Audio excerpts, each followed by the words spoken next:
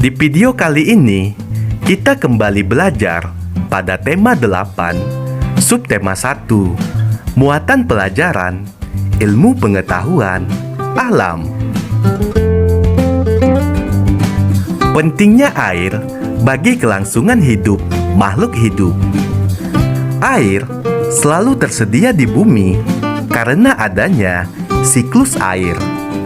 Siklus air adalah proses perputaran air yang terjadi secara terus-menerus dari permukaan bumi ke atmosfer dan kembali lagi ke permukaan bumi. Tahapan siklus air yang bermanfaat bagi makhluk hidup adalah hujan.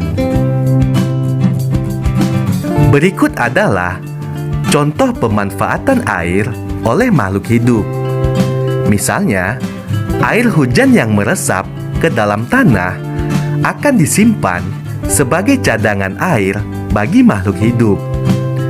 Kemudian, air mengalir dan memenuhi sungai-sungai dan danau yang berguna untuk aktivitas makhluk hidup. Manfaat air yang berikutnya, air di dalam tanah akan diserap oleh tumbuhan untuk proses fotosintesis. Kemudian, air menjaga kelembaban, suhu, dan iklim di bumi. Menjelaskan terjadinya siklus air. Tahapan siklus air terdiri atas 3.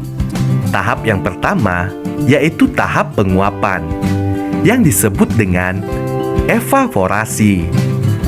Tahapan yang kedua yaitu pengembunan atau disebut dengan kondensasi. Berikutnya, tahapan ketiga yaitu tahapan hujan atau presipitasi.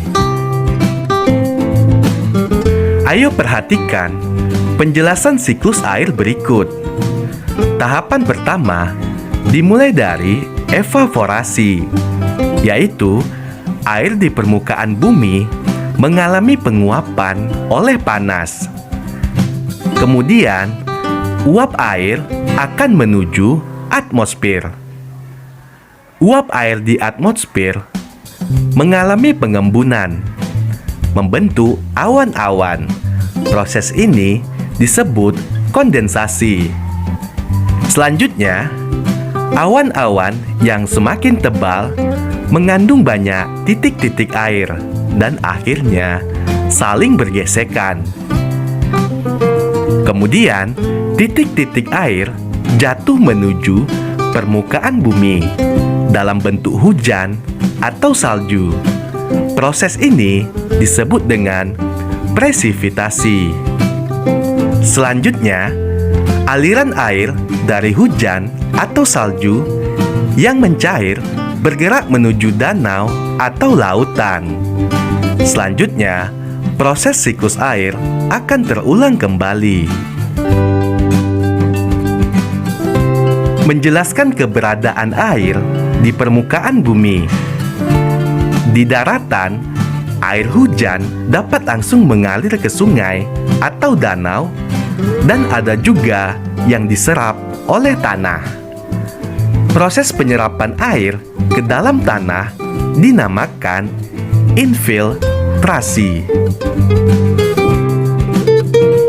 Sungai merupakan sumber air yang banyak dimanfaatkan oleh makhluk hidup. Sungai terbentang dari hulu hingga hilir.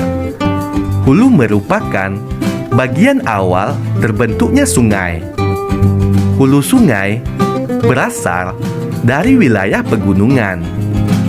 Bagian hulu biasanya memiliki mata air. Hilir merupakan bagian akhir sungai yang terletak berdekatan dengan laut. Sungai mendapatkan air dari mata air, aliran air dalam tanah, dan aktivitas masyarakat. Pada hari yang terik, panas matahari mengakibatkan air sungai menguap. Hal ini berdampak pada berkurangnya persediaan air sungai. Terlebih saat musim kemarau, jumlah air yang menguap jauh lebih banyak sehingga mengakibatkan kekeringan. Oleh karena itu, kita harus menghemat persediaan air.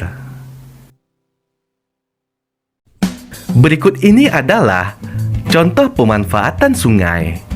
Yang pertama, sungai sebagai sarana transportasi air.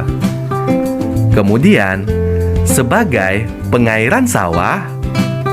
Selanjutnya, sebagai media tambak ikan dan udang.